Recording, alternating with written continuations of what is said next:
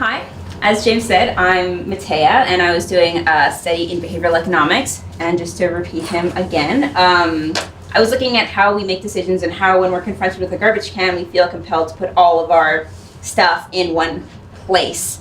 So I worked on designing a system that emphasizes composting. It's amazing. And looks at how we can be encouraged to put our waste in the compost and to have the least amount of plastic waste as possible, because you see that pelican and the gas with the Pepsi bottle, and that's just not how it should be. And when we compost, it rejuvenates the soil. It's so great. So the first question that we need to answer is, what is behavioral economics? That's what that dog is asking. And so James did a little bit, so I'm just gonna go a little bit further and go back to the beginning. Behavioral economics actually came out of a place of something called rational choice economics, which is how the society is set up right now. It believes that we're rational agents making decisions for our own intrinsic good, or to move ourselves forward. So this isn't completely true. So this guy named Daniel Kahneman realized that we can get nudged and get little pushes in the right direction when our setting or when our context is set up in a way that sets us up for success. So I'm going to introduce to you 4 theories that can be implemented to increase waste disposal at CMU. And the first one is anchoring. So officially, anchoring is an individual that is influenced by initial pieces of information when making a decision. So this was found out. There's this study done that everyone looked at the last 2 numbers of their social insurance number and then wrote down how much they would pay for an expensive bottle of wine. And it happened that people that had higher numbers at the end of their social insurance number would pay more for a bottle of wine, and it was consistent over different groups. So that lets us know that the first information that we get influences how has repercussions on the rest of our decisions.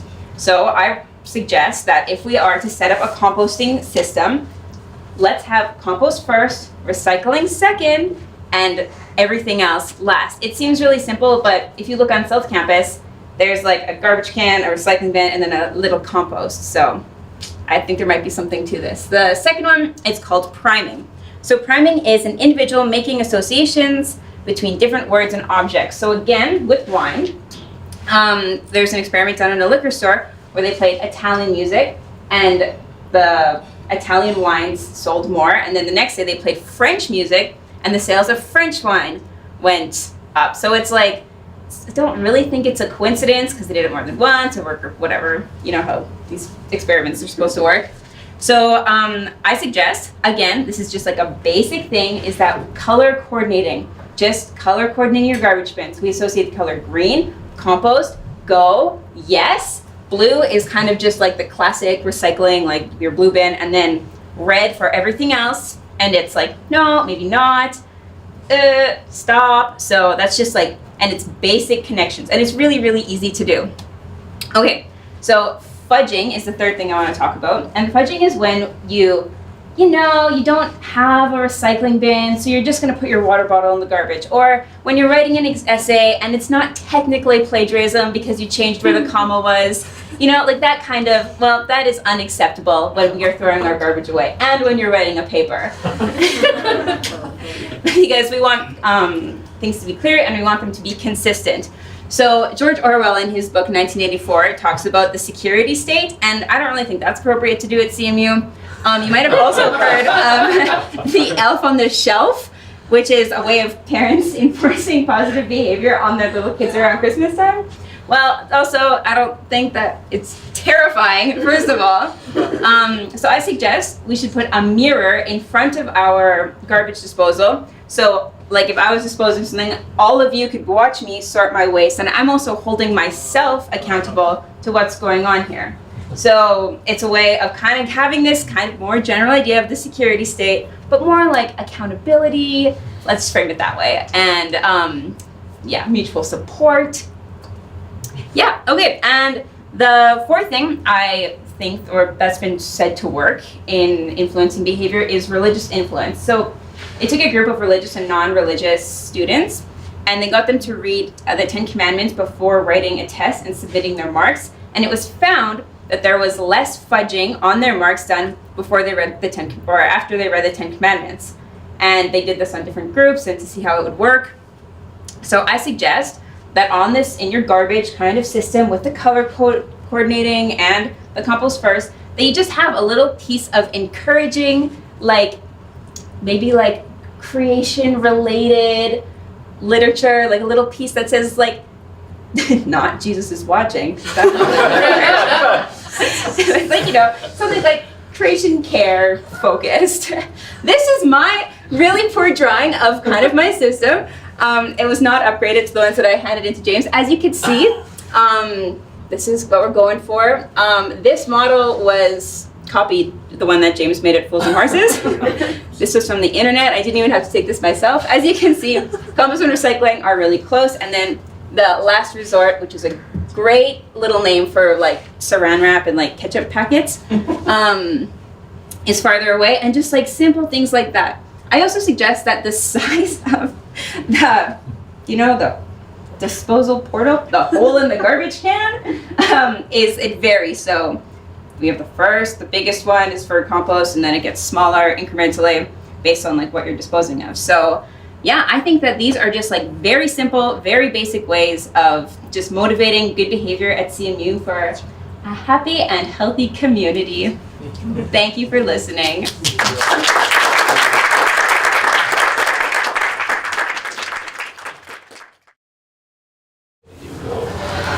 Okay, so my name is Cesar Flores. I'm a fourth year international development student, and I had the opportunity to work with Gardens Manitoba, who serves as an umbrella organization for a lot of the horticulture activities that happen in the city. So we had this guy right here show up to the Social Innovation Lab and pitch an idea to us through Facebook. You have to be careful with that.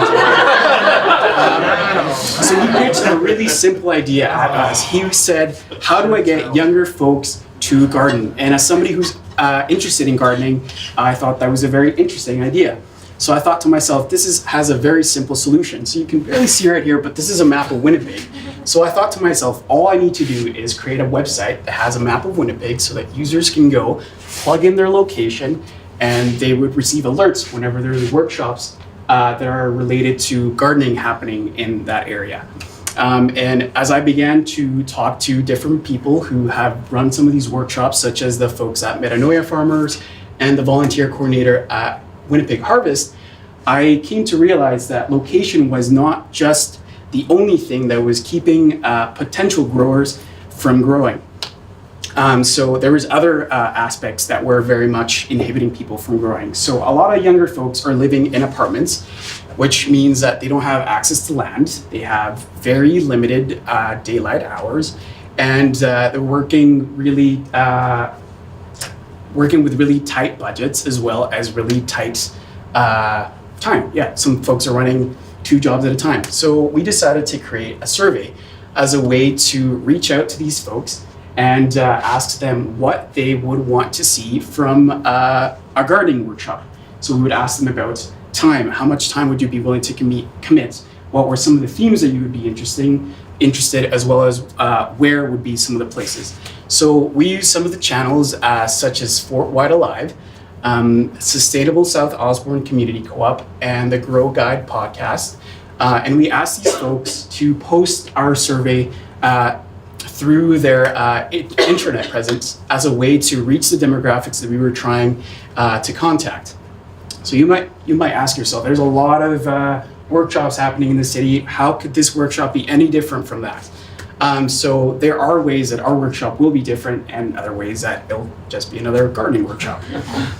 So we would have time to do some theory as well as planting, but some things that would set our workshop apart would be that if people were willing to commit the 3 to 4 weeks of doing this workshop, they would get access to some of the community gardening plot land that CMU has in the back as a way to help them have access to land.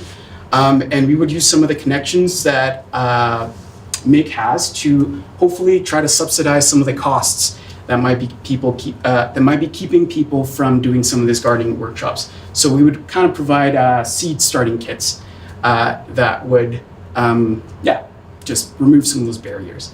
And most importantly, some of the things that we realized that people were wanting was connections. So a lot of these folks were looking for people who had a lot of local knowledge as to how to grow things that were viable in Winnipeg. So our workshop would connect some experienced growers with less experienced growers and create buddy gardening systems. So some of the things that we found out through our survey was that people were actually willing to commit 2 hours of their summer days to participate in this workshop, which I thought was really interesting. And some of the themes that people were interested in was fruit growing, seed starting, as well as DIY composting bins. While I was working on this project, Fruitshare Winnipeg contacted the Center of Resilience to see if there was students or people that would be interested in providing new, fresh ideas for Fruitshare Winnipeg. And if you folks are not familiar with Fruitshare Winnipeg connects folks that have fruit trees with people who want to pick trees. And by making that connection, people can sign up and they get told where there's different fruit trees and they can go and pick some of those fruit trees. So I thought that this would be a really cool thing that we could tag on to our workshop as a way to encourage younger people to have access to good, free, healthy food. And we could also connect with places such as the CMU campus to see if they wanted to use some of that fresh food to make some of that apple crisp that we all love. So another thing that we targeted was the advertisement that happens around Winnipeg. You folks might walk around Osborne and the Sherbrooke area, and there's a lot of walls and a lot of places that look like this. So people are ripping posters apart, and there's a lot of media just jumping out at you. So we'd have to be very much strategic as to how and when we would be advertising these workshops. And we would look for places such as the Goodwill or other local watering holes such as Tom Bargain, Sherbrooke. You guys are trendy, so you guys know all the cool places. And we would advertise through those means. In conversation with Mick, we also realized that it would be still very much needed to have one stop for people that were interested in sustainable living, such as an Instagram account or a website where people could go and they could find a calendar of all the different workshops that are being offered by Garden Manitoba or by other folks, so that they can know what things are happening in the city and not just put things up after their friends say they're going on their Facebook page.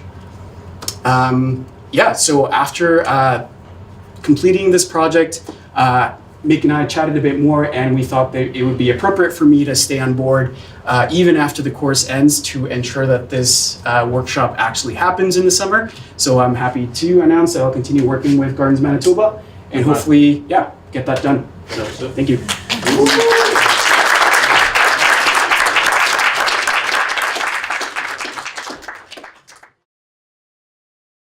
Hello, I'm Mackenzie. And my name is Alyssa. And we work together with positive psychologist Susan Coos this semester to help her out with her company My Life Reboot, which is a sister company to her other company being Pecha. This is an online platform that helps people overcome adversity in their lives through supported training and strength building.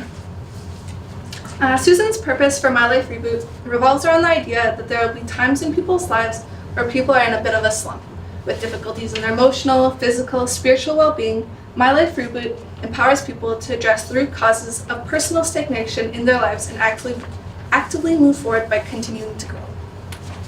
So My Life Reboot provides an innovative approach to be able to connect isolated individuals. Through an online dashboard, people can identify their strengths and weaknesses, determine things that they want to change, track their progress as they make changes, and take webinars to expand on these ideas. They will also have the opportunity to build community with other people taking these courses at the same time. What we found interesting about My Life Reboot is that since it's an online platform, various demographics could use it from anywhere. No matter what kind of coaching or growth you wanted to experience, My Life Reboot could be tailored to your needs to be able to reach you on a personal level so you could be impacted. This helps move beyond general ideas of well-being and creates concrete actions to grow. So given the diversity of the work that Susan does, our project became a process of helping Susan through some of the things that needed to be figured out before the website could be launched. So we met with Susan on almost a weekly basis to determine what the problem of the week was, and then tried to work through what we thought some of the best solutions for that problem might be. We began by determining who the main stakeholders were for My Life Reboot, to understand who is impacted by what we're doing. The primary stakeholders are currently clients that Susan has previously worked with in her other company. Pecha trains, coaches, and consults organizations to help people create positive change and construct results. So Pecha often works in a corporate setting. The intention of My Life Reboot is to help people in an individual setting. So one of the challenges involved in this crossover is to both help the people joining My Life Reboot from Pecha to feel supported, while also making My Life Reboot accessible to a larger range of people. To help Susan determine how My Life Reboot could be best developed, we did several things. The first was to bounce ideas around about what the functions of the website could be, and what could be done to diversify the demographics as university students. We were able to identify the challenges and benefits of a program like My Life Reboot for students. So we determined that in addressing the generational gap, the greatest other demographic besides middle-aged individuals would be individuals who have just graduated university. Recent grads are in a fluctuating time of life where they're trying to determine who they are and what they want to do in life. They also potentially have a little bit more time and financial resources than current students might have to be able to participate in something like this. A second topic we discussed was determining what a feasible sales model would look like. Who's willing to purchase a service like this? What type of content should be provided for people at different financial tiers? Although we didn't come to a financial decision, progress was made in determining different content levels at different price points. So a large section of what we did was to help Susan determine what part of the content that she already had would be helpful in her new website format. So we both went through all of her My Life Reboot courses that she already had, and as we learned about our own strengths and weaknesses, we made notes about what was helpful and what aspects of the course could be made better itself. Very nice face. Going through the course was a helpful project for us because it allowed us to better understand exactly how Susan presented information and have an idea about what My Life Reboot would actually feel like once it's completed. It was also interesting to learn about the specific elements of positive psychology that are involved in courses like this. So we also had the chance to learn about Drip and Active Campaign, which are both forms of marketing automation for e-commerce. So that means they're companies that help other companies to automate their emailing chains through the creation of workflows, which is what this is. We had the opportunity to try and make a few Drip campaigns that hopefully Susan can make active in the future. While the Drip campaign is not yet active, the My Life Reboot Facebook page is very much active. We had the opportunity to help Susan brainstorm different themes that she wanted to focus on each day, like Tip Tuesday or What Went Well Wednesday. This was also an active recruiting ground for new individuals to become familiar with My Life Reboot. Yeah, so this is an active page that you can look at. As My Life Reboot begins to grow, the Facebook pages will also continue to grow and be a supportive place for new people who are going through certain webinars. That means there will be specific Facebook groups for different demographics so that they can have a community that can help them support them depending on what they're trying to grow in and provide a space for discussion as they're working through these things. We also learned about how the webinar process works. Susan taught us about the different types of courses that could be taught, about topics in positive psychology, and were able to provide feedback about how we thought they could be best filmed for maximum impact and ease of use. We also brainstormed what would be most visually appealing for new videos. So we spent some time filming Susan to help her figure out how to best shoot videos in the future. Since I have a little bit of experience with cameras, it was useful to spend time arranging the space to see what looked best, where she should sit. Being able to determine the best angles, lighting, and focus was also important in order to see what a professional looking video could look like for future webinars. In the future, Susan is hoping to work on the completion of the dashboard for her website that would show individual progress and be a visual motivator for people to continue on their journey of growth. She also hopes to create several webinar series and continue to make connections with other professionals who could be an additional resource for people using My Life Reboot. Mm-hmm. So this semester, it was exciting to learn about the different online platforms. It was also insightful to understand how a solo entrepreneur can make connections and how much work it actually takes to run a business. It was empowering for us as students to work with Susan because she really valued our opinions and allowed us to witness how she excels in her business and what the development of a new website looks like and what the process of that really is. Overall, this has been a really valuable experience for us, We're walking away with appreciation for positive psychology since it has the ability to be a resource for people to become the best version of themselves. We are excited to see the dashboard go live in the future and wish Susan the best of luck with future endeavors.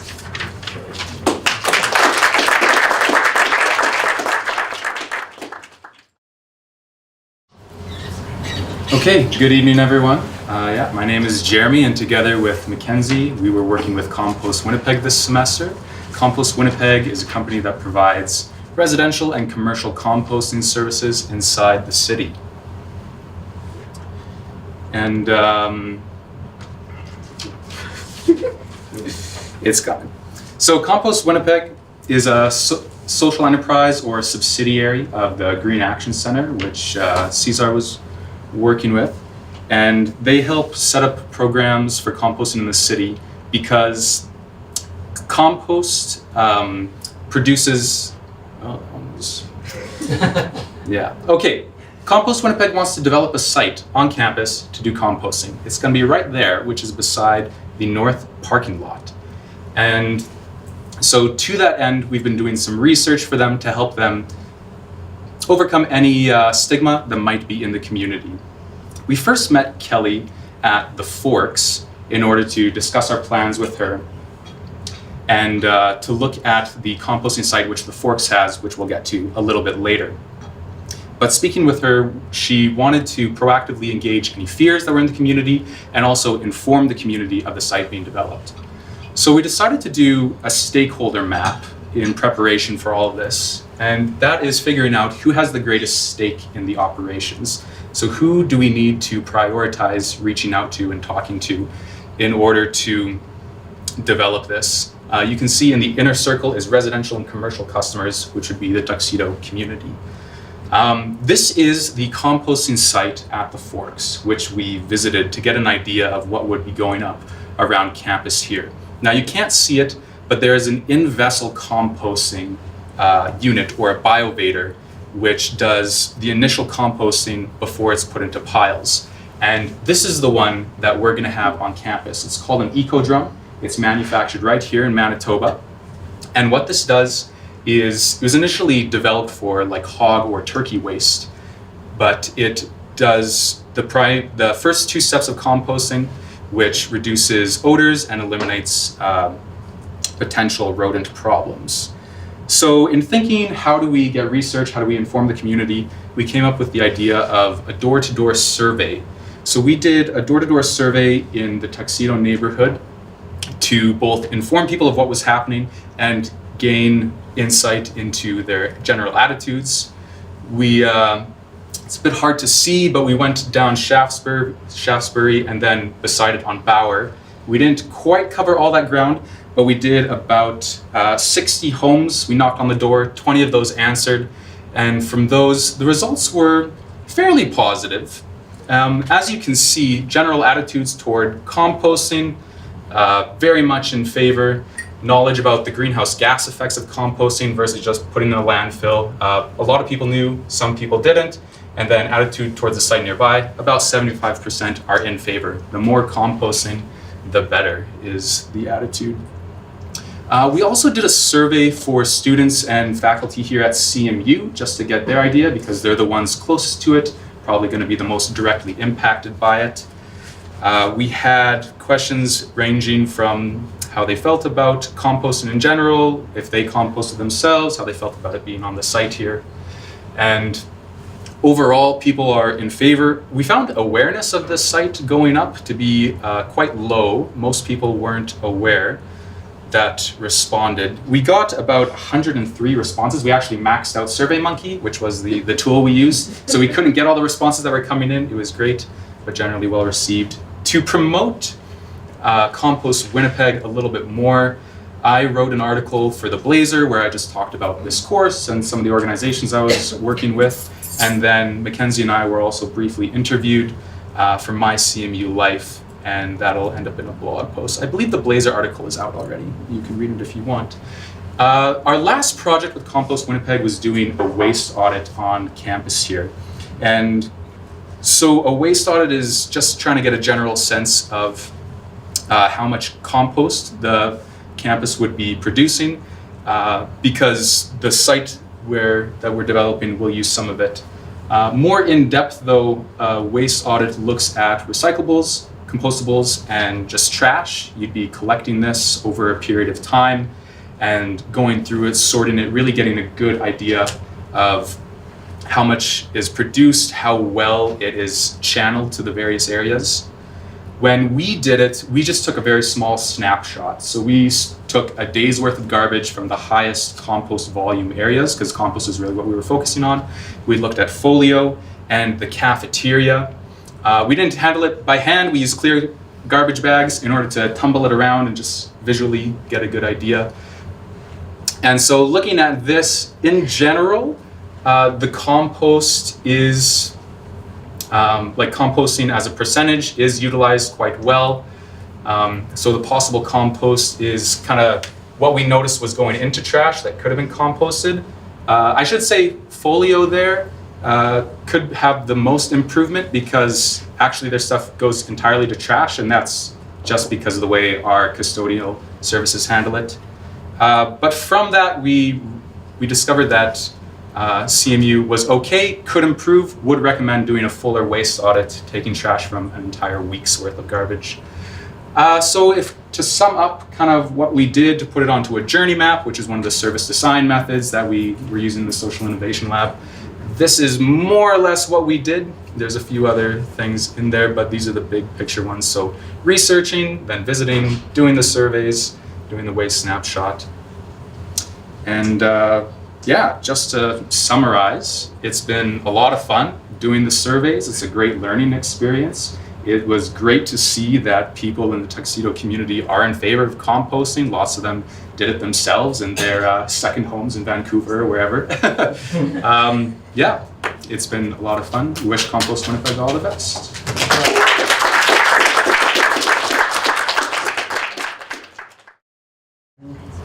Hello everyone, my name is Evaristo Botsai. And I'm Armando Nekai. And the company we work with is Green Tech Environmental Canada, founded by Kevin Shale and located here at the Center for Resilience. Green Tech Environmental Canada is striving to be a leader in the field of energy efficiency and eco-friendly products in Canada, and we got to know GTE from the Social Innovation Lab. GTE came to us with a project focused on promoting their company and their products, and they wanted us to raise awareness about being eco-friendly and spending less in a healthier lifestyle. Their main ideas revolved around the promoting event and an affiliate recruitment campaign. So what we did was taking their ideas and putting them in a journey map. So what you're looking here, it's a journey map. This map shows the journey we were planning on following. So the main parts we were focused was the event and the recruiting affiliates. The event we were planning to do was supposed to be done at Morpec, was gonna focus in promoting the company. However, well, things didn't go as planned. Such an event would require a lot of time and preparation, which we didn't have. The place was to be rented, people to be invited, and the resources were not enough for this big project. So we had to sit down again and think this through. The next idea we focused on was setting up booths at University of Manitoba and University of Winnipeg, not only to promote GTE, but also to recruit affiliates for the company. The promotion was said to be done through introducing GTE products to university students and faculty staff, so we contacted U of M and U of W. The first university we contacted was University of Manitoba. At first, it was hard reaching the right people. After several emails, we finally did it. University of Manitoba seemed like the right place because there are a lot of students who go there, and the promotion campaign would be a success, questionable. But due to certain reasons such as lack of resources and U of M limiting space, this plan did not work out, so we reached University of Winnipeg. We reached University of Winnipeg by email and asked them about setting up a booth at their campus. Things looked more promising because of U of W was cheaper and they also allowed sales. However, even this plan didn't work out. University of Winnipeg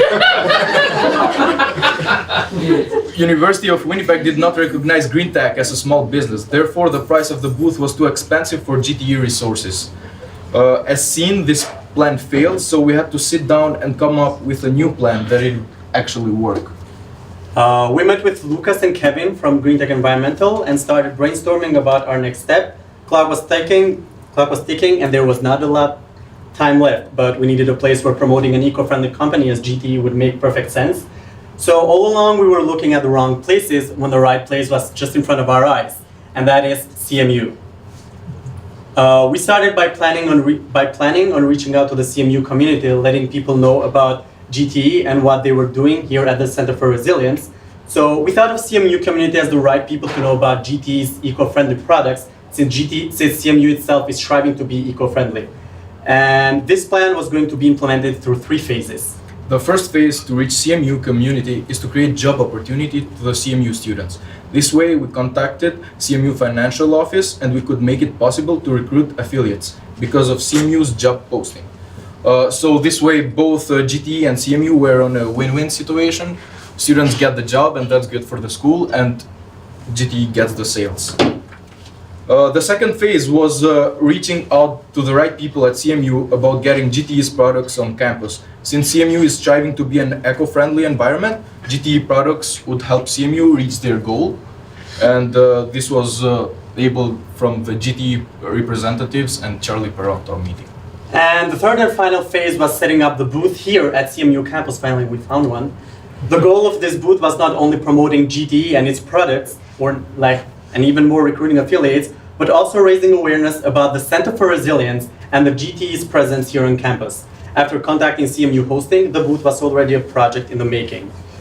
The next step towards this was getting trained in promoting the company and its products, so we met with Kevin and Lucas, who taught us more about GTE's products and trained us how to promote GTE to the CMU community. A main part we all focused on was how the GTE products would make our life healthier. The booth day finally arrived. We set up everything, the products, business cards, and affiliate recruitment forms. We also had some discount codes to attract more people.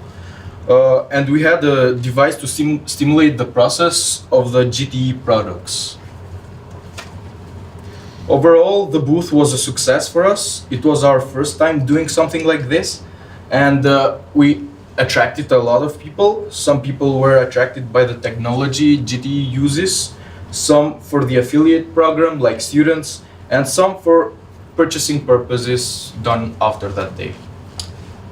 Because of the booth, we not only raised awareness of the presence of GTE on campus, but also there was a new record set on the GTE website visits per day. That day they hit the most website visits they ever had. And the students showed interest in the affiliate recruitment program, and the interest that people showed towards the GTE products anticipated further sales in the future. This opportunity given to us by the Social Innovation Lab and Green Tech Environmental Canada was very helpful because it did not only teach us about promoting and recruiting, but also taught us about how not everything goes according to the plan. And it taught us that failing is part of success and that obstacles can be in your way in achieving your goals, but this doesn't mean that you should stop. Social Innovation Lab taught us the basics of being innovative and coming with the right plan. This course taught us what it means to be a business owner or an organization CEO and what it takes to move forward with it. Operating an organization or business, it's not easy, and SIL gives you an understanding of it. At the end, we would like to thank you, James, for offering this course. Thank you for Kevin and Lucas from GTE for giving the opportunity to work with them. And thank you to our group supporter, Janelle, which did an amazing job with us. And thank you to everyone who came out here tonight to support us, and have a great rest of your evening.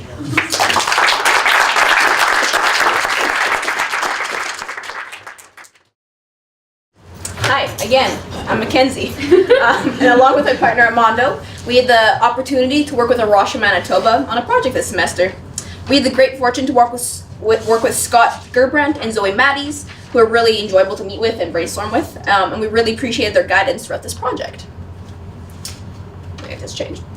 So Arosha is an international Christian organization which engages in scientific research, environmental education, community-based conservation projects, and sustainable agriculture. In Canada, there are currently sites in Surrey, BC, Hamilton, Ontario, and now Winnipeg, Manitoba. And you can see pretty pictures like this. We began our meetings by doing a stakeholder map, so Armando and I could get a better understanding of who the stakeholders were in Arosha, what the motivations of the stakeholders were, and who would be most affected by our project. Learning about the internal and external stakeholders also helped us understand how the different stakeholders all kind of work together and center around Arusha. So the internal stakeholders are the volunteers who spend their time generously helping Arusha for their various events. The primary external groups that feed into Arusha are churches, the board, and Arusha International, while Arusha serves the schools, churches, and event attendees. These last three are the ones that we wanted to focus on, the schools, churches, and event attendees. So after our first meeting, Scott and Zoe had given us 3 potential problems that we could solve. Either to increase their profile as a new organization and add to their email list, determine how to run a conservation program in Winnipeg in winter, challenge, or to create a high impact booth for Missions Fest. Of these 3 options, we determined that the best option would be to help Zoe and Scott develop a prototype booth for Mission Fest, which is a large annual missions conference that provides a place for Christian organizations to interact with people that might be interested in them. This is their one from last year that we were hoping to work upon and make look more interactive and fun. So we began by identifying 3 potential goals for what the booth could accomplish. 1, that it helps people to better connect with the places that they live. 2, that it may bring awareness to Arusha's new internship program, which would focus a lot on kind of people our age. And 3, to remind people that Arusha is a charity and requires donations to survive, which is very important.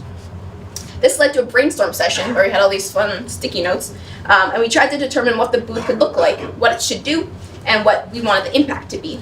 Since we were planning on doing a prototype version of a booth in Marpet Commons for a day, the booth would have to both appeal to a student demographic as well as the potentially older demographic of the people who'd be at Missions Fest. We determined that we wanted the booth to be interactive and hands-on, much like how most of Arusha's events are. We wanted the booth to make people think about where they come from and what they can do to help conservation areas or conservation efforts in the places that they love. We also wanted something that could make people think about Arusha when they weren't at the booth anymore, preferably not just paper that you throw away afterwards, something a little more interactive. So with these ideas in mind, we decided that we were going to build a giant map that people could manually identify the places that they love and why they love these places. And for a tangible thing that people could take away from the booth, we decided to use a combination of stickers and buttons that would make people think about the places that they love even when they're not around there. So we began by ordering the stickers, which are clear stickers that say "I heart my place" on them. We hope that by having these stickers, people could place them on top of images of places that they love and still see the sticker on top, and continually think about what they could be doing better to help the places that they love. These stickers were paired with our interactive idea of making buttons. Our idea was to cut out images from National Geographic and then place the stickers on top of those. And with this handy dandy button maker, you could pop in a paper, stick on a sticker, gently put a little metal backing on the side of the machine, and then go kerchunk. And then you get a rad button that people can both enjoy making and then carrying around with them afterwards. We also wanted a tangible way for people to think about the places that they love. So Scott built this really magnificent map out of old pallets and drew an image of the Lake Winnipeg watershed, which spans across 4 provinces and into the States. Since this is not a map that people are used to seeing, it requires individuals to think specifically about the lakes and rivers, about where they live, to determine where they are on the map. And we wanted each person to have the opportunity to write why they love the place that is important to them and push it into the map. So in the process, the person participating may be willing to tell a story about where they come from and might be interested to hear more about where Arusha comes from and what they're currently doing. So we had all these papers that people could put in. Once we determined all the physical elements of the booth, we wrote a user script so that we would have a general idea of how we wanted people to flow through the booth and offer them the best user experience possible. We wanted to focus on the power of storytelling for people to share their stories with us and provide opportunity to share who Arusha is with them. So that's an example. Finally, we were able to put our prototype to test. So we set up at 9:30 a.m., we set up the map, we set up all the equipment for the buttons, and soon there were a lot of people coming by. Some people walked by without making any eye contact, some people would stay for like a little while, put a pin up, and others would spend several minutes looking through National Geographic pictures, talking to us, learning about what Arusha was. And overall, we considered the booth to be a success. We interacted with at least 75 people, with 68 buttons being made and approximately 40 papers pinned onto the map. We had an email list with over 24 people who had their names added to it, and we think this certainly led to both an increased awareness of Arusha as well as telling the story of who Arusha is, and lots of happy customers. And there's still improvements that can be made. Given how labor intensive it is to make the button, it took the majority of our time to explain the button making process rather than spending time interacting with people, telling them about the story about Russia. So ideally next time there'd be pre-made buttons, and as well as 1 or 2 more people to be able to engage with people and tell them about Russia. Beyond providing ideas for how Russia may create an interactive and informative booth for Mission Fest, I think the project also helped Zoe and Scott think a bit more about the potential of a more intentional relationship between CMU and Russia, whether that is specific events on CMU in the future, or a greater conversation about the land on campus, like the wetland around Marpec, or the Cinnabon Forest, or things like that. And overall, I've really appreciated the opportunity to work with Russia this semester. I believe they're doing a lot of good things in the Winnipeg area. And I look forward to seeing what projects they take on in the future and how they continue to grow. So good luck at Mission Fest, and thank you for your time.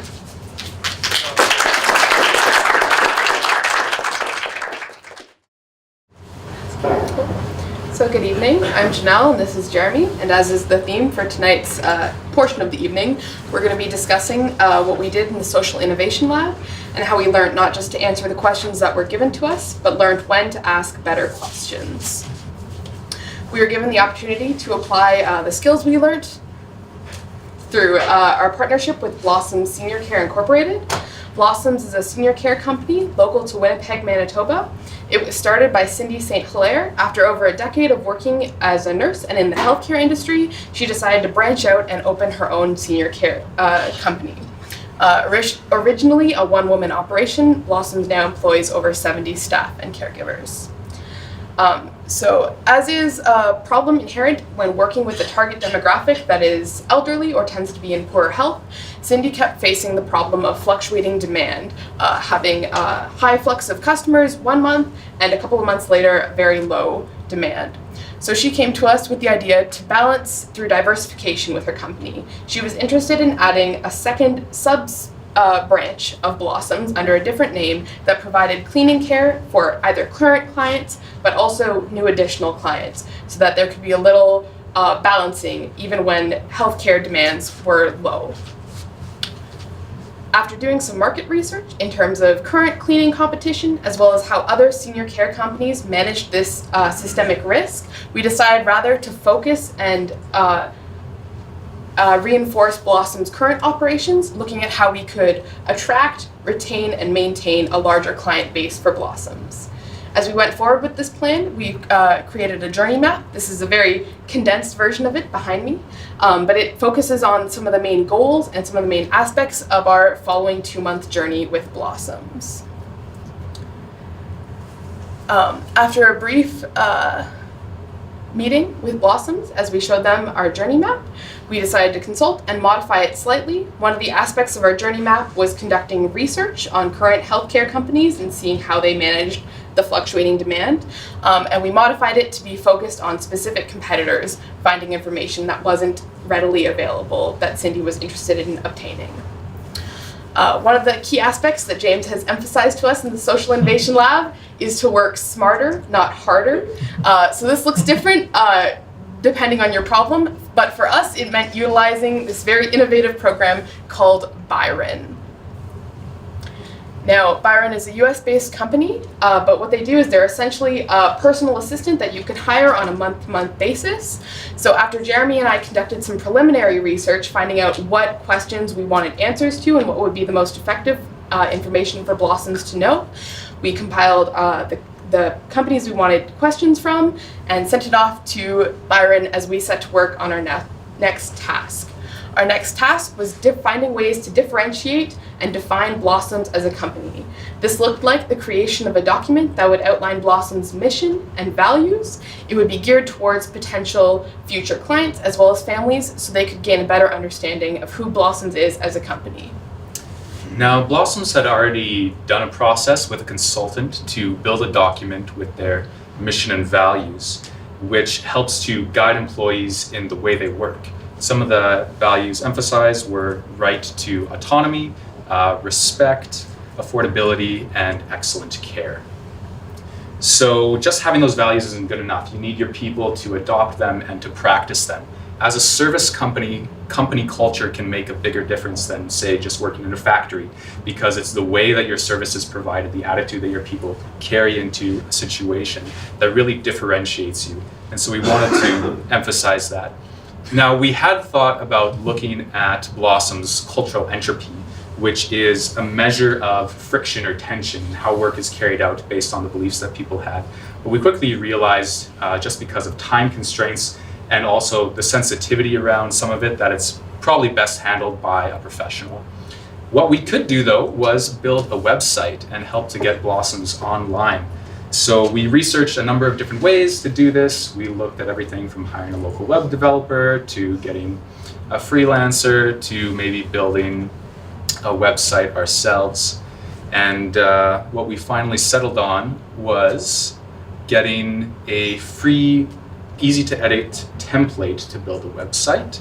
And there's a number of different possibilities there that you could choose from. Each of them has an easy to edit method for people. We ended up choosing Weebly as our platform. A couple other considerations that came up when we were developing this was like into the process, so we had to rethink things, was Google search engine optimization. How do you get on the first page of Google? Ranking higher is better. And also web security. Having an email and a phone number on the website could be hacked. So boom, there's the website. It's simple, it communicates what Blossoms is, what they do, and it helps people get in touch with them. Yeah, there are a couple little hiccups, but nothing too insurmountable with that. But one of the notable things we had to overcome was how do we connect GoDaddy with Weebly, because our domain was hosted, it should pop up, Weebly. Yeah, because of hosting issues, so the domain is separate from the website. You have to connect the two. And the website was on GoDaddy. Weebly obviously wanted to work, but we did that. Also helping them get online was Google Business. This is a pretty sweet shortcut for any of you who want to throw up a website, because as long as your terms are put there, it immediately pops up on the right kind of front page. And we hope that that will drive traffic there. So to recap, what we did with Blossoms is we researched their competitors using Byron. We clarified their mission and values document to help develop their personnel, and we expanded their presence online through the use of a website. It's been great fun working with them. We wish them all the best in the future.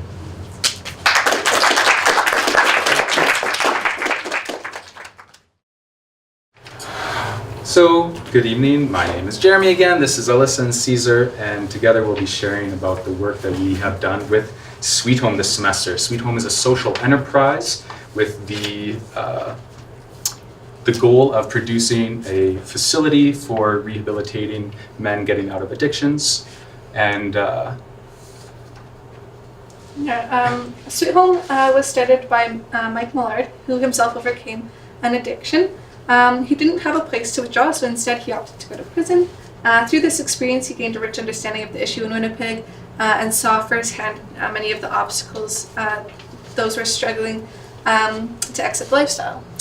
Mike was very fortunate to have a Bachelor of Commerce degree before he became addicted, and that is unfortunately not the case for many people, and therefore they don't have any marketable skills.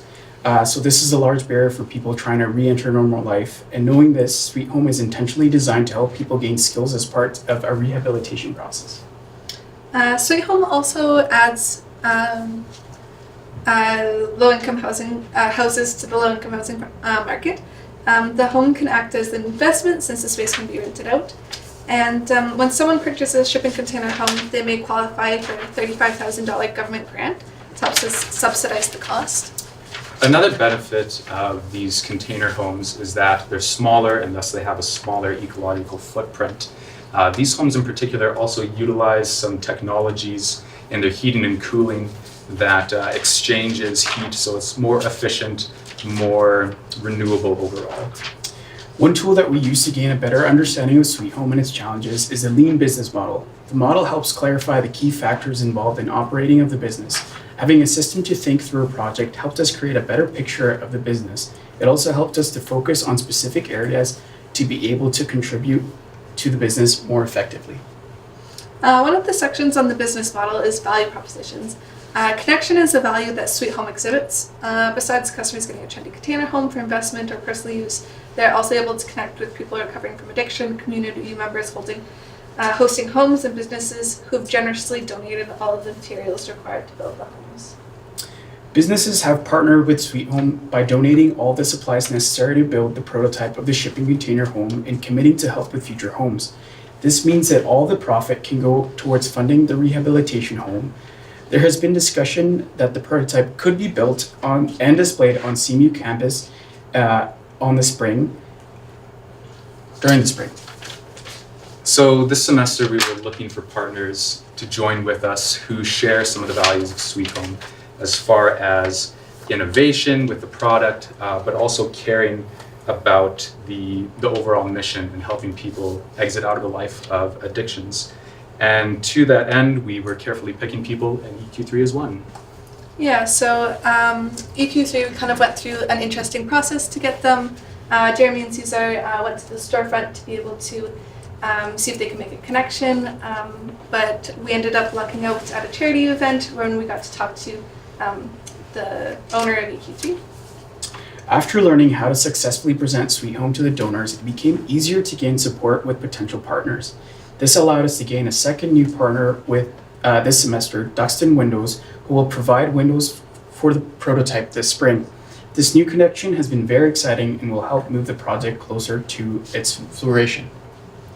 Communication channels are a big part of this organization, and getting it going, publicizing it, getting donors on requires that they know about us. So one channel that we used was the Blazer, and writing a Blazer article just to get the name out, to spread it to the CMU community and people who would be interested in supporting it.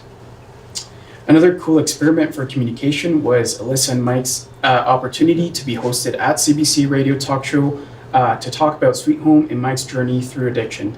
This provided community awareness about our projects so that if people are interested in that type of endeavor, they can hear about us. It also allows connections for future engagements.